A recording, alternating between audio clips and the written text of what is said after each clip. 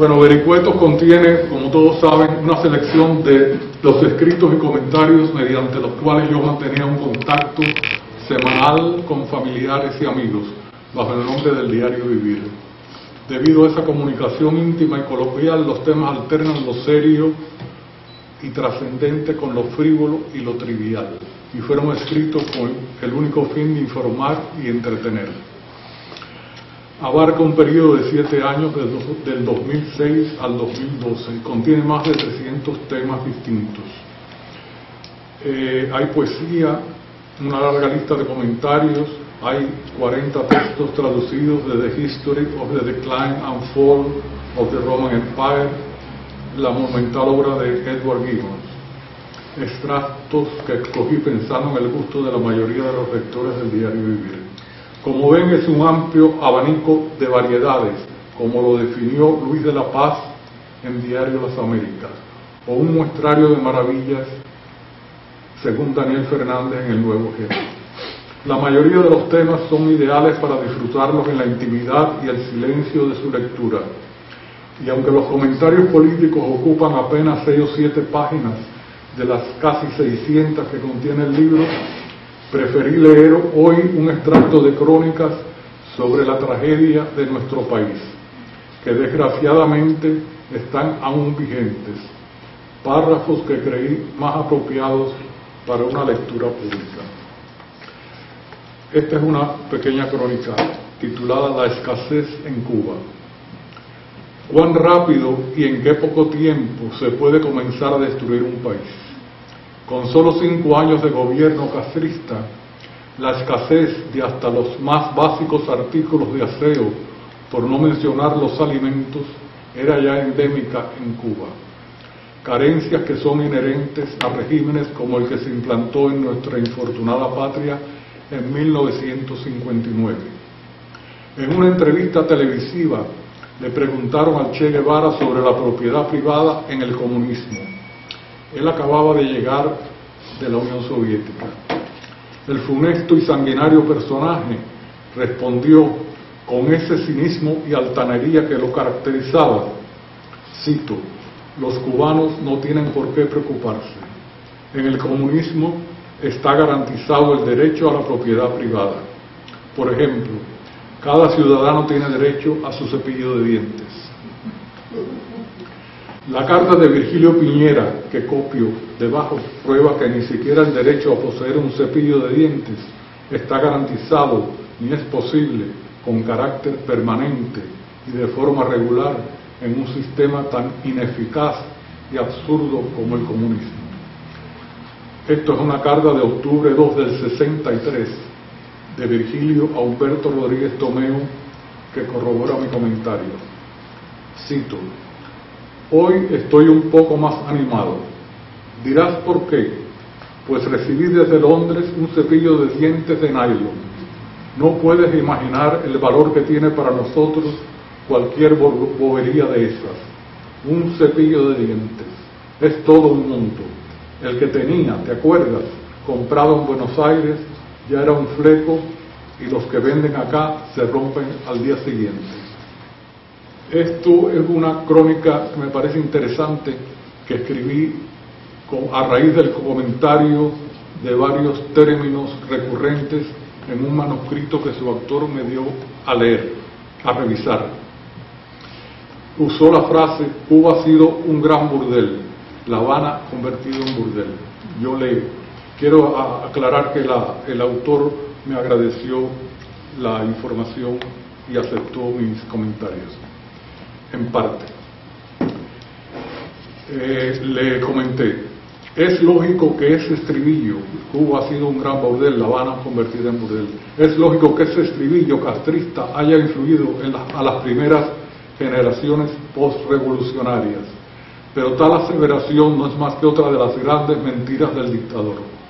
Había sí un barrio de tolerancia, como se dice en la página 94, y eso lo hay en todas las ciudades, especialmente en Latinoamérica, aunque con menos frecuencia en Estados Unidos, porque contrario a nuestros países, donde imperaba hasta hace poco un arraigado tabú moral y religioso, Los varones estadounidenses, y por ende también las hembras, practicaban el coito premarital sin que necesitaran prostitutas para satisfacer sus deseos sexuales. Por eso es tan denigrante y falaz que Castro diga y propale que Cuba era el burdel de los americanos, ya que la mayoría del turismo procedente de Estados Unidos antes del 59 era de tipo familiar. El calificativo de burdel es más apropiado aplicarlo a la Cuba actual, donde sí se comercia y promueve la prostitución.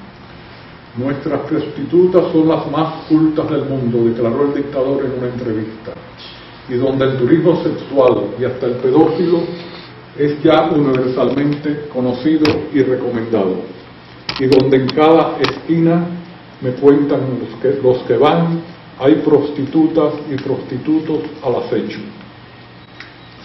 Tan difundida y funesta ha sido esta fama de la prostitución en Cuba, que hace unos meses, cambiando canales, me detuve en lo que parecía ser un serial cómico de la televisión española.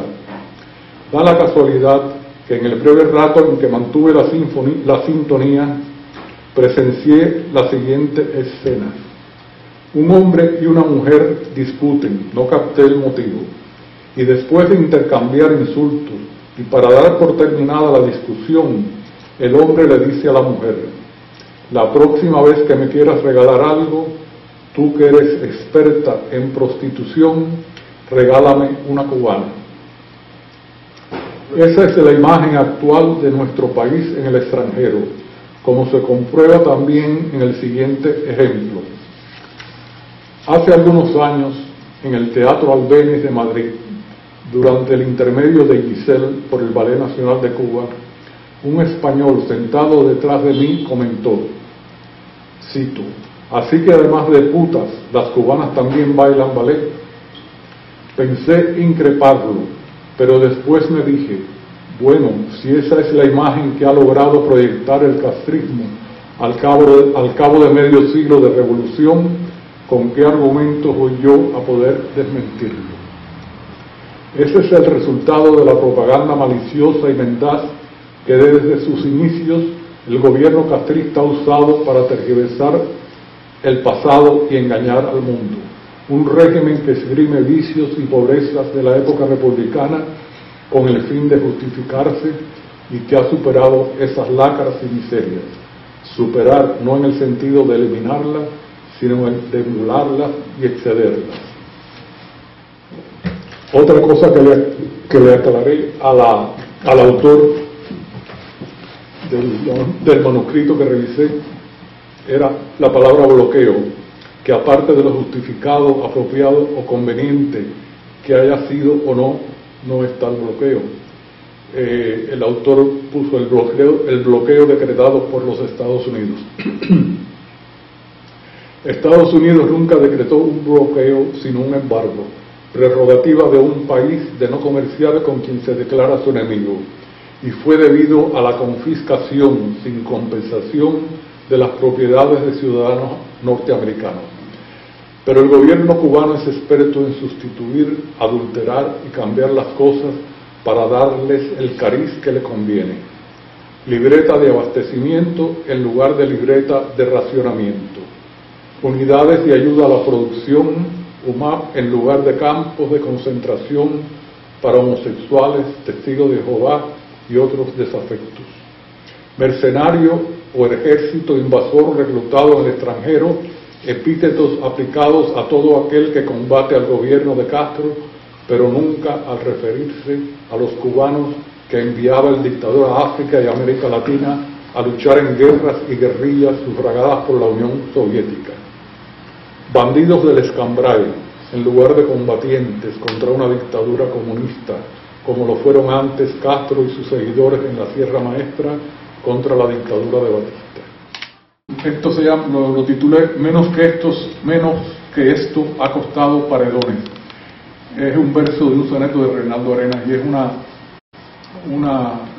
un testimonio personal de algo que me sucedió y que de milagro estoy vivo. Aquí cuento lo que pasó. Una noche el Esto es un apéndice a una crónica que se llama Un hombre peculiar, que es un ministro del gobierno de Castro, muy amigo de mi familia y mío, y muy amable, a quien le tengo que agradecer muchas cosas, todos, mi hermana y yo y todo. Es que era un hombre peculiar, muy interesante, y ya está muerto, por supuesto. Y esto es un apéndice a la crónica esa. Menos que esto ha costado paredones. Una noche, el ministro y su hermana me invitaron a cenar. Él quería enseñarme las fotos de su reciente viaje a la Unión Soviética y los países amigos. Al regresar a casa, mientras esperaba que cambiara la luz del semáforo en la Quinta Avenida, un muchacho me pidió que lo llevara hasta línea I-12. Media cuadra antes de llegar a esa esquina, me arrimé a la acera. El joven me dio las gracias y se bajó. De pronto, un carro patrullero con gran estrépito de frenos y sirenas me cerró el paso. Me preguntaron por qué me había detenido a mitad de la cuadra. Los milicianos no creyeron mi explicación. Para mayor desgracia, el muchacho había desaparecido. Entonces procedieron a registrar el automóvil. Después me llevaron preso. En el G2 me informaron que se me acusaba de tener en el maletero una mecha y un mapa en el que se destacaban con cruces rojas los lugares donde habían explotado bombas recientemente o donde planeaba hacerlas explotar en el futuro. Le expliqué al interrogador que esas marcas señalaban las paradas que hacía mi tío en su recorrido diario mientras repartía leche desde su finquita en las afueras de La Habana, que la mecha era un cordón de pijama y que yo no sabía por qué estaba allí, y que mi tío me había regalado ese automóvil antes de abandonar el país. Mientras le decía todo eso, el hombre no me prestaba la menor atención. Más tarde, cuando le conté mi caso a uno de los detenidos, me dijo: por menos que eso fusilan aquí a la gente. Subrepticiamente pude darle los números de teléfono de mi tía y del ministro a un hombre que iban a poner en libertad ese día. Y gracias a eso, a la mañana siguiente me soltaron.